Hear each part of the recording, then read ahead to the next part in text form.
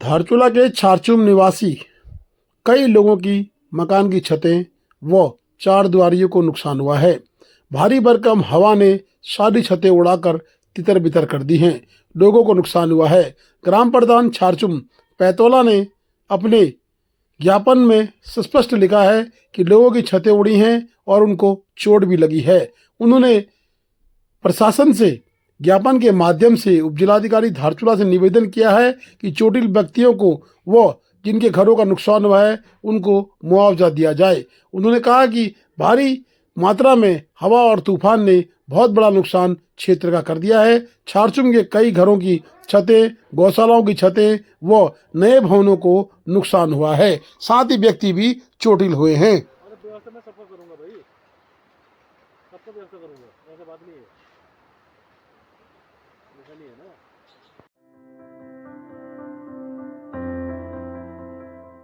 क्या L4, L5 disc, कमर गर्दन की दबी नस, सर्वाइकल, गठिया या घुटनों के दर्द से परेशान है? क्या ऑफिस में बैठना या चलना फिरना मुश्किल हो गया है? पिथौरागढ़ का प्रसिद्ध आयुर्वेदिक सेवा केंद्र शिवाश्रम अब जाजर देवल में स्थापित हो चुका है। यहाँ प्राचीन पंचकर्म, नेचुरल थेरेपी, प्राकृतिक चिकित्सा और मंत्र चिकित्सा द्वारा अनुभवी आयुर्वेदिक डॉक्टरों की देख-रेख में उपचार किया जाता है। पहाड़ी जड़ी बूटियों से निर्मित औषधियों द्वारा हजारों लोग लाभ पा चुके हैं। साथ ही 7 से 21 दिन तक आवासीय चिकित्सा सुविधा भी उपलब्ध है। अभी संपर्क करें।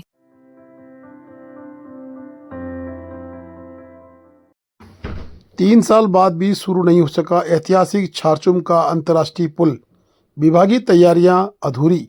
मुख्यमंत्री पुष्कर सिंह धामी ने भारतीय क्षेत्र से पुल के कार्य का शिलान्यास किया था। वहीं नेपाल के दिलेंद्र प्रसाद बड़ू, जो कि उद्योग वाणिज्य तथा आपूर्ति मंत्री थे, उन्होंने नेपाल से इसका शिलान्यास किया था। आज 3 वर्ष बीतने के बाद भी जनपद पिथौरागढ़ के सीमांत क्षेत्र में भारत नेपाल सीमा को जोड़ने वाला बहुप्रतीक्षित ऐतिहासिक अंतर्राष्ट्रीय छारचूम पुल 3 वर्षों के बाद भी वाहनों की बाट जो रहा है। करीब 32 करोड़ 98 लाख रुपए की लागत से तैयार हो रहे इस पुल का निर्माण कार्य अंतिम चरण में बताया तो जा रहा है, लेकिन धरातल पर अभी भी कई व्यवस्थाएं अधूरी हैं। जानकारी के अनुसार नेपाल की ओर से कार्य कर रही भारतीय लोक निर्माण विभाग PWD को डिवीजन की टीम के AE हेम पांडे, JE दौलत सिंह ने बताया कि पुल पर सड़क की अंतिम कंक्रीट लेयर, सड़कों में और पैराफिट का कुछ कार्य शेष है। इसके पूरा होते पुल तकनीकी रूप से पूर्ण माना जाएगा, लेकिन जिला प्रशासन द्वारा लगातार बैठकों के बाद भी अभी तक कस्टम व अन्य सुरक्षा चौकियां स्थापित नहीं हो चुकी हैं। SSB की 11वीं बटालियन ने पुल की जिम्मेदारी तो संभाल ली है, परंतु सुरक्षा दायरे के अलावा अन्य दायरे अभी भी नदारत हैं। वहीं नेपाल की तरफ से भी प्रहरी कार्यालय खुला है। बाकी भंसार इत्यादि के लिए अभी तक कोई तैयारियां नहीं हुई हैं। ऐसा कह सकते हैं कि 3 वर्षों में पुल निर्माण कार्य रेंगते हुए आगे बढ़ा और अब विभागीय कार्य भी रेंगते हुए आगे बढ़ रहे हैं।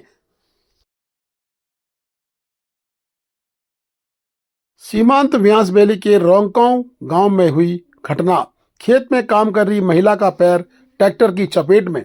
व्यास वैली के रोंगकांव गांव में दर्दनाक हादसा।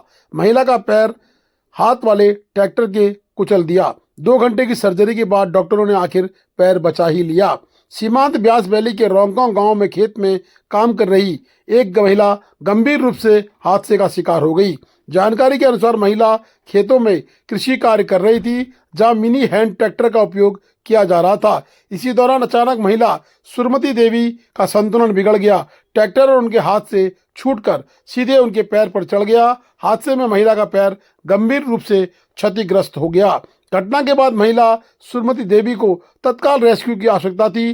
प्रशासन लगातार हेलीकॉप्टर की व्यवस्था में जुटा रहा, लेकिन खराब मौसम के चलते ऊंचाई वाले व्यास वैली क्षेत्र में हेलीकॉप्टर नहीं पहुंच सका। इसके बाद सेना के अस्पताल में महिला का प्राथमिक उपचार कराकर धारचूला बड़ी मुश्किल से शाम के 5 बजे हेलीपैड में पहुंचाया गया।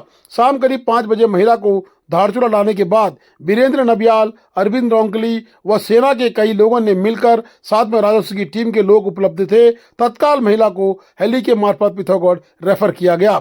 अस्पताल में चिकित्सकों ने महिला के गंभीर रूप से कटे पैर की लगभग 2 घंटे तक सर्जरी की। सफल ऑपरेशन के बाद महिला सुरमती देवी उम्र 51 वर्ष का पैर जोड़ दिया गया और अब महिला की हालत सुरक्षित बताई जा रही है। घटना के बाद स्थानीय लोगों ने प्रशासन और स्थानीय लोगों के साथ साथ सेना की भी सराहना करते हुए कहा कि सीमांत क्षेत्र धारचूला में आपातकालीन मेडिकल हेली की सेवा की अत्यंत आवश्यकता है ताकि दुर्गम क्षेत्रों में घायल मरीजों का समय पर रेस्क्यू किया जा सके। धारचूला के वीरेंद्र नबियाल ने कहा कि धारचूला में एक आपातकालीन मेडिकल के लिए हेली होना अत्यंत आवश्यक है, इसके लिए मुख्यमंत्री से बात की जाएगी। वहीं धारचूला के एसडीएम आशीष जोशी ने बताया कि प्रशासन दिन भर महिला को लिफ्ट करने की तैयारी में लगा रहा, परंतु खराब मौसम के कारण हेलीकॉप्टर वहां नहीं पहुंच सका, लेकिन महिला को जैसे तैसे पिथौरा पहुंचा दिया गया।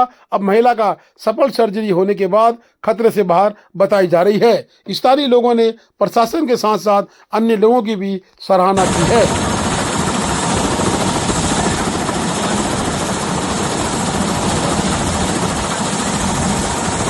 सुरमती देवी के इलाज के बाद उनके पैर की स्थिति सही बताई जा रही है। पैर की हड्डी से पूरी खाल निकल चुकी थी। उसके उपरांत उनकी स्थिति गंभीर थी। उनको जिला चिकित्सालय पहुंचाया गया और जिला चिकित्सालय में डॉक्टर के द्वारा सर्जरी के बाद अब वार्ड में शिफ्ट कर दिया गया है।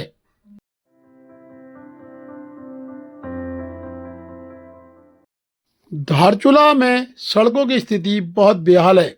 धारचूला के व्यापार संघ अध्यक्ष ने नगर की सड़कों के साथ साथ क्षेत्र की जितने भी सड़कें हैं उनका मुद्दा उठाया है। उन्होंने कहा कि अब व्यापार संघ लामबंद होकर सड़कों के लिए जन आंदोलन करेगा। भूपेंद्र सिंह थापा ने बताया कि किस तरह से पंप से लेके धारचूला बाजार के अंदर की सड़कों की स्थिति दयनीय है। उन्होंने कहा कि बीआरओ के साथ साथ पीडब्ल्यूडी के खिलाफ भी आंदोलन किया जाएगा। उन्होंने कहा कि शहर के अंदर पीडब्ल्यूडी की सड़कें हैं जिनका टेंडर हो चुका है, उसके बाद भी पीडब्ल्यूडी अपनी सड़कों का निर्माण नहीं कर रही है। साथ ही बीआरओ भी अपने हाथ खींच कर बैठी है। उन्होंने प्रशासन को सोमवार को एक ज्ञापन देने के साथ उग्र आंदोलन की धमकी भी दी है। अब देखना कि व्यापार संघ क्या फिर से लामबंद होती है।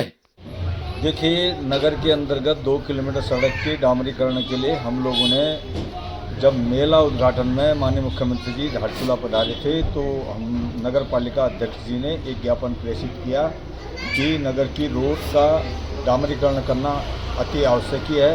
बार बार इसमें जो है गड्ढा भरा जा रहा है जिससे कि फिर पुनः रोड खराब हो गई है।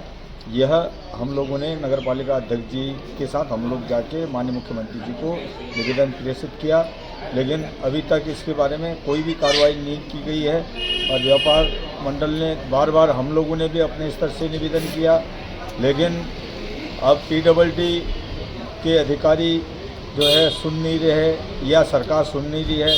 इसमें हमें बड़ा दुख हो रहा है कि हमारे नगर पालिका क्षेत्र और धारचूला क्षेत्र एक आध्यात्मिक जो है कि मुख्य द्वार है, जिसके लिए मानसरोवर द्वार, आदि कैलाश द्वार, ओम प्रकाश द्वार होने के बावजूद भी हमारे नगर के अंदर का सड़क की बेहाल देखकर हमें जो है आंसू आते हैं। लेकिन हम सरकार से भी निवेदन करते हैं, इस विभाग से भी निवेदन करते हैं कि अतिशीघ्र इस रोड का निर्माण किया जाए, अन्यथा जो है व्यापार मंडल पुनः जो है एक उग्र आंदोलन करने के लिए बाध्य हो जाए। तो भाई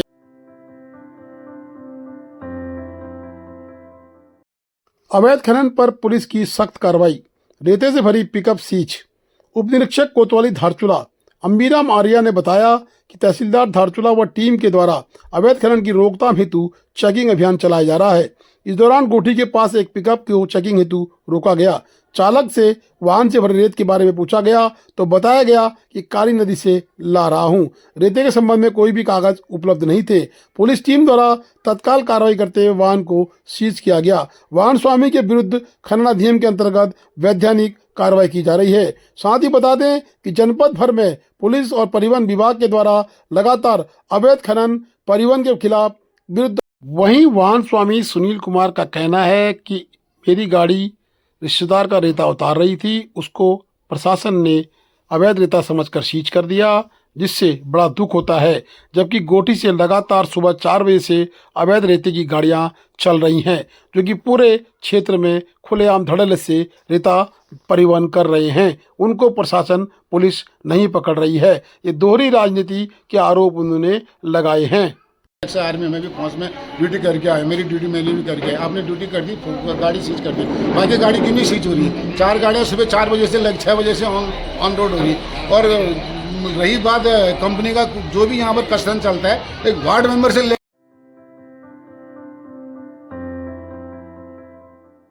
विद्या भारती की योजना अंतर्गत संकुल धारचूला के सरस्वती शिशु मंदिर में अंग्रेजी विषय का 1 दिवसीय प्रशिक्षण वर्ग संपन्न हुआ। प्रशिक्षण में धारचूला संकुल के 9 विद्यालयों ने प्रतिभाग किया और 35 आंग्ल विषय के शिक्षकों की उपस्थित रही। साथ ही सभी विद्यालयों के प्रधानाचार्य भी प्रशिक्षण में उपस्थित रहे। संकुल प्रमुख श्री राजेंद्र प्रसाद जोशी ने उद्घाटन सत्र में प्रशिक्षण के महत्व पर प्रकाश डाला। नंदा बल्लभ भट्ट ने पंचपदी शिक्षण के बारे में जानकारी दी। मास्टर ट्रेनर मनोज खोलिया व प्रवीण भट्ट द्वारा प्रशिक्षण दिया गया। जितेंद्र कुमार जी ने संचालन किया। प्रशिक्षण का समापन संकुल प्रमुख राजेंद्र प्रसाद जोशी ने किया। Please do like, share and subscribe DCL News.